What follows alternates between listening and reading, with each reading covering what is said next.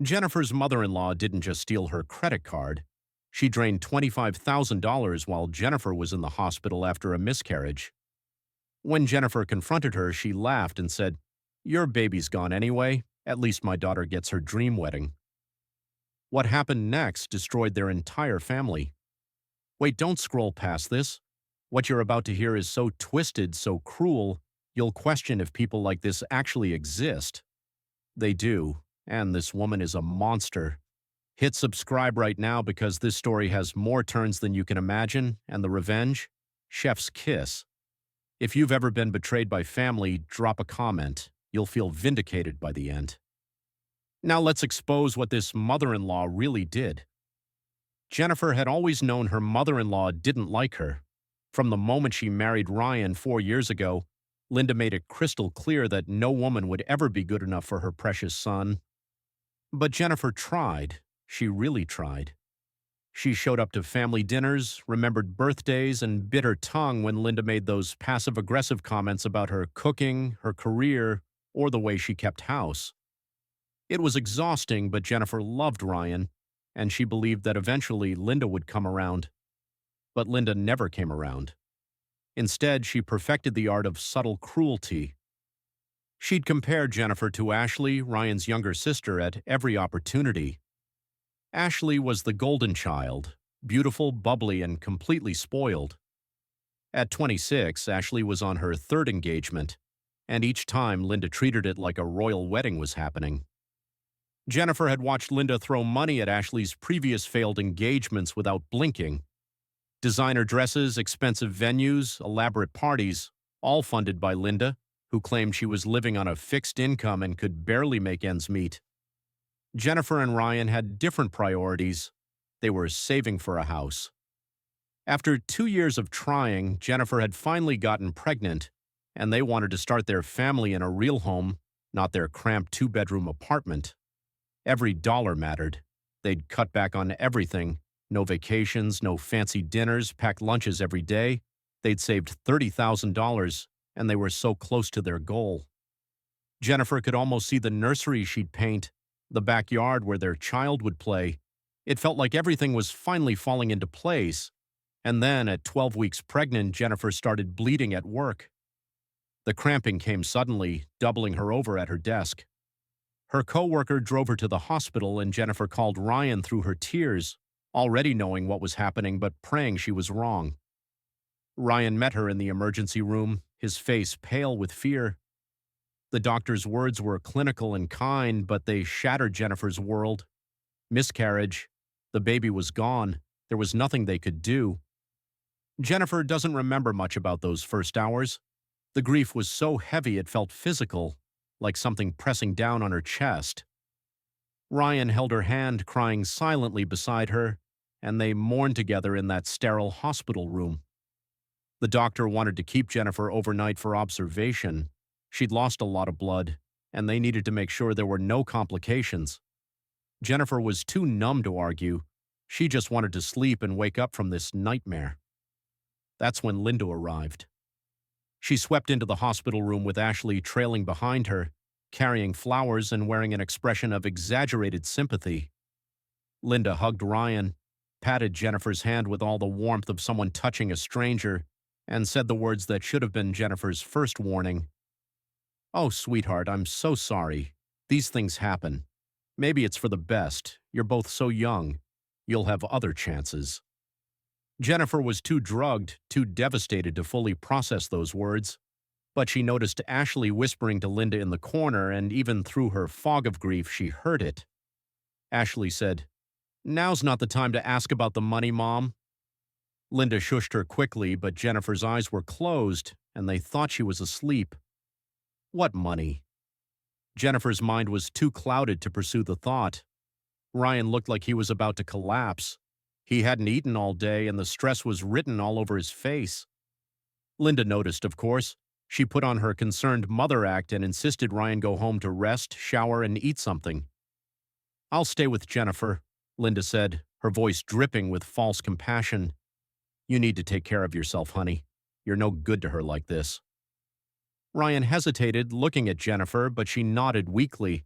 She just wanted everyone to leave so she could be alone with her grief. Ryan kissed her forehead and left, and Linda settled into the chair beside the bed. Jennifer drifted in and out of sleep, the medication pulling her under. She vaguely remembers Linda moving around the room, talking on the phone in hushed tones. At some point, Linda said something about needing to find chapstick and started going through Jennifer's purse. Jennifer's eyes were too heavy to open, her mind too fuzzy to care. When she finally fell into a deep sleep, Linda was gone. What Jennifer didn't know was that Linda hadn't left to get chapstick. She'd left with Jennifer's credit card.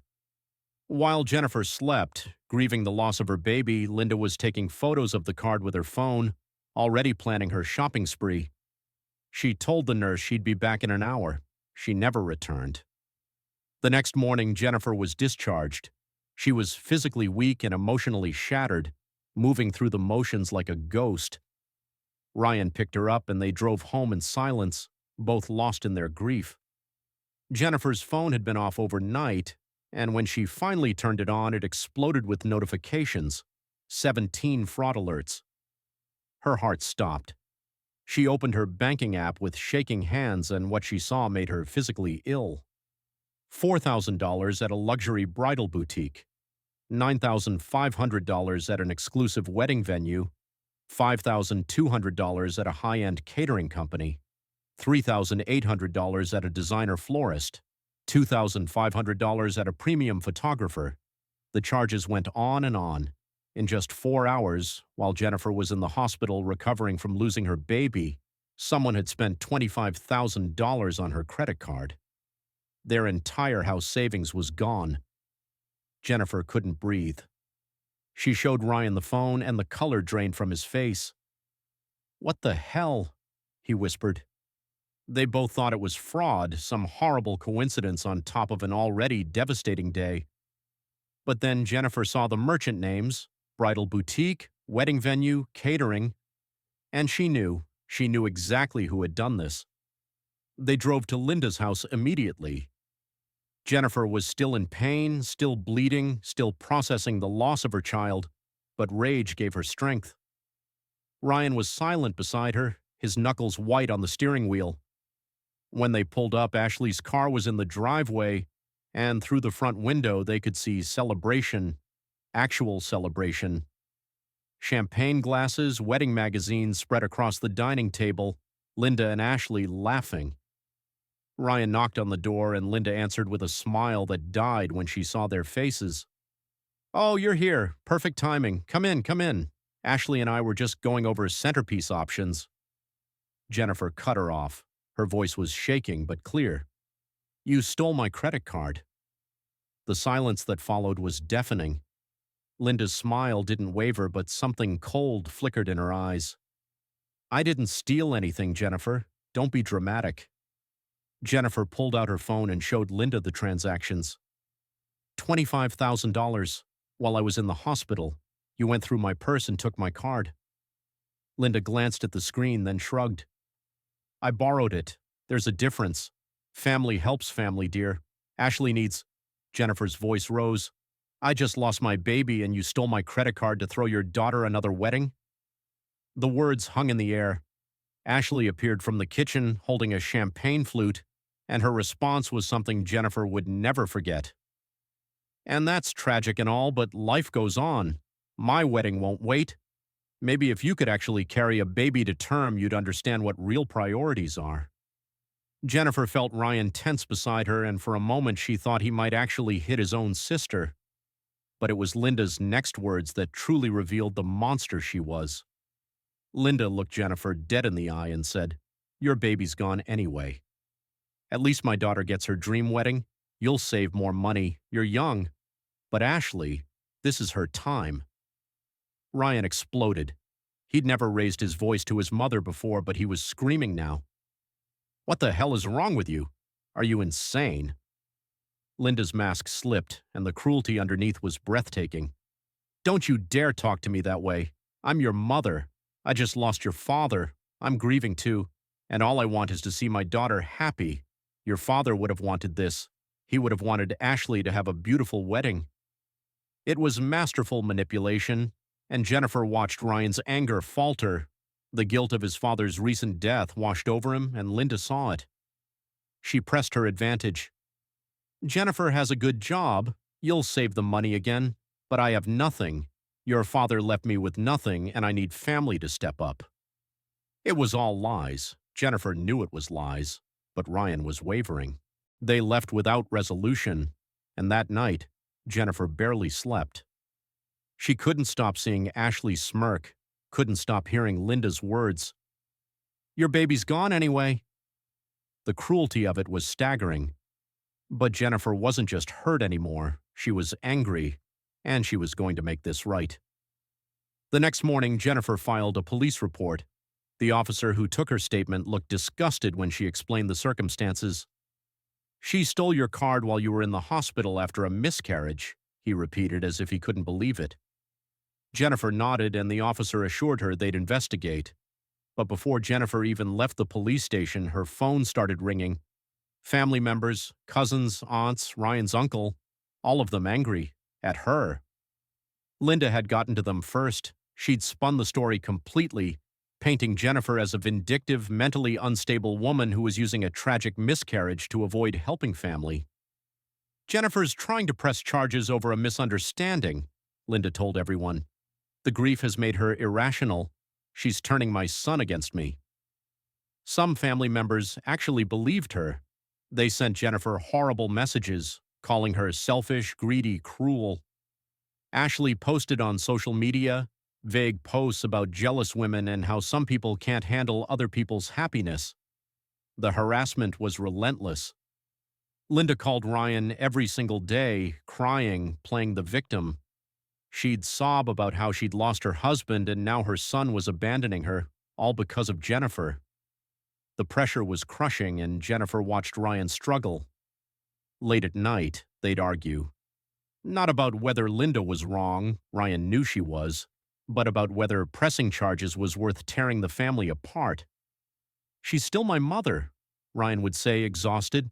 I don't know what to do. But Jennifer couldn't let it go, not just because of the money, but because of the cruelty. She started digging, and what she found made everything so much worse. Linda had a secret savings account with $40,000 in it. All those years of claiming poverty, of saying she couldn't afford things, of making Ryan feel guilty, all lies. Linda had money. She just wanted everyone else to pay for Ashley's life. Then a message came from Ryan's cousin, Patricia. I need to tell you something, it said. 5 years ago, Linda did the same thing to me. She stole $8,000 from my checking account for Ashley's emergency. She manipulated me into not reporting it. I'm so sorry I didn't warn you. Patricia wasn't the only one. As Jennifer kept investigating, more stories emerged. Linda had a pattern of financial abuse, and Ashley was always the beneficiary. Even Ashley's previous engagements had been funded by family members who Linda had guilted or manipulated into paying. And then Jennifer found the security footage. The hospital had cameras in the hallways, and they showed Linda clearly going through Jennifer's purse. But it was the store footage that sealed Linda's fate. Every bridal shop, every vendor, they all had security cameras, and they all showed Linda, giddy and celebrating, laughing as she spent Jennifer's money. At the wedding venue, Linda was caught on camera saying to the coordinator, "My daughter deserves the best. Money is no object." But the most damning evidence was the text messages. Jennifer got a subpoena for Linda's phone records, and what she found was evil in writing. The night before Jennifer's miscarriage, Linda had texted Ashley, "If she loses the baby, it might actually work in our favor. She'll be too out of it to notice." The morning of the hospital visit, while Jennifer was sleeping, "She's knocked out on meds. Perfect timing." Ashley's response, "OMG, Mom, you're savage. Get the deluxe package." And then, the one that made Jennifer's blood run cold.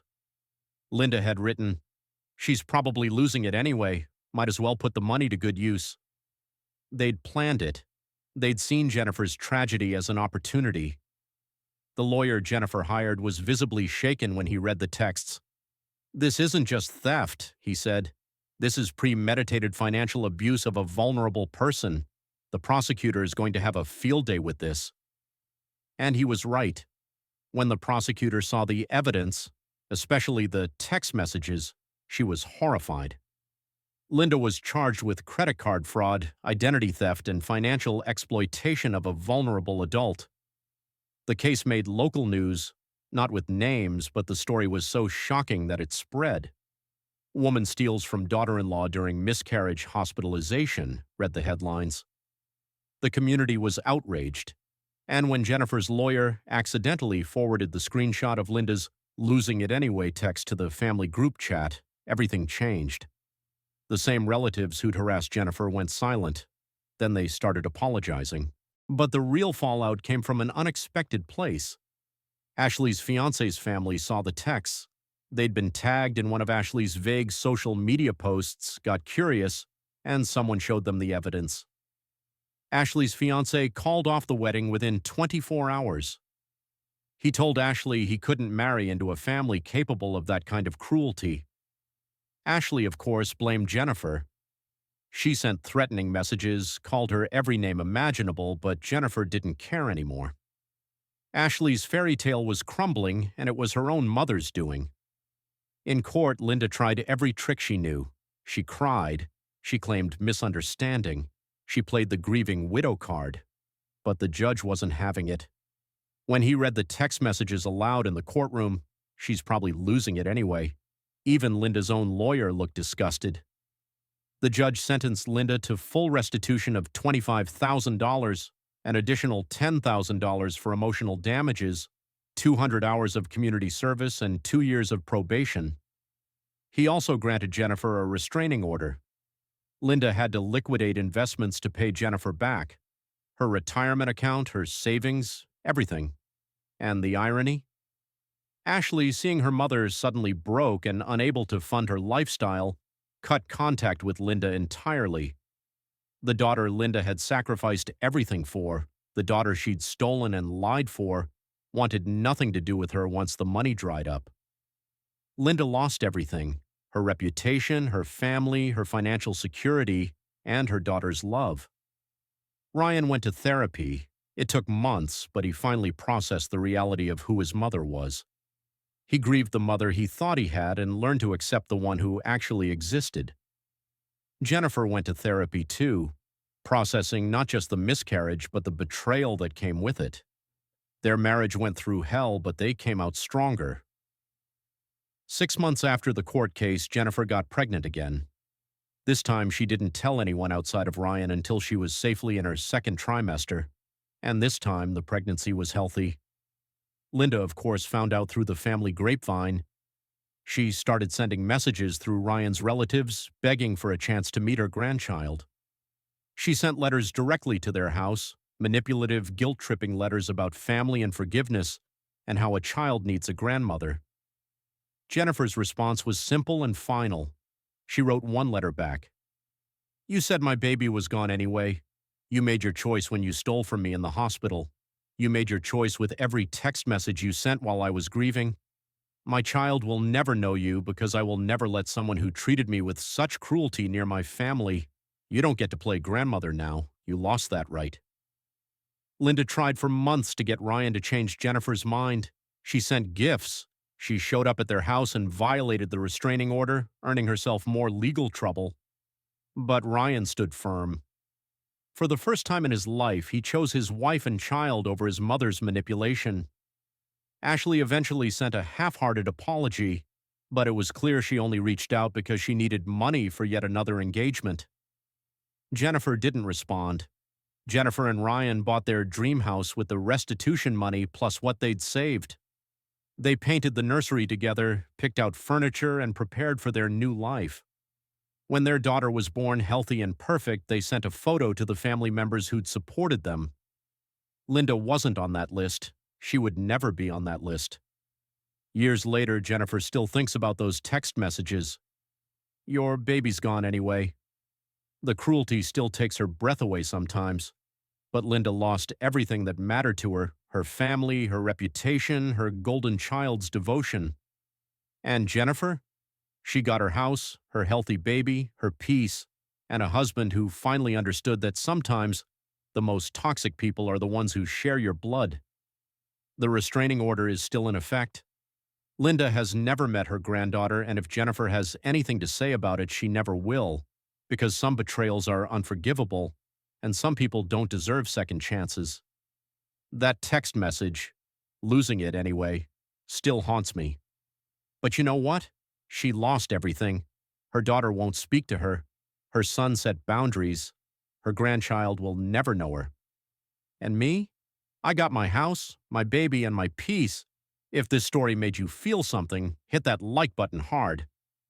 And tell me in the comments, was Jennifer too harsh by keeping her child from Linda? Or did Linda deserve exactly what she got? Subscribe because I post real stories about real people, and trust me, the next one is just as wild. Remember, protect your peace, even if it means cutting out family. Thanks for watching.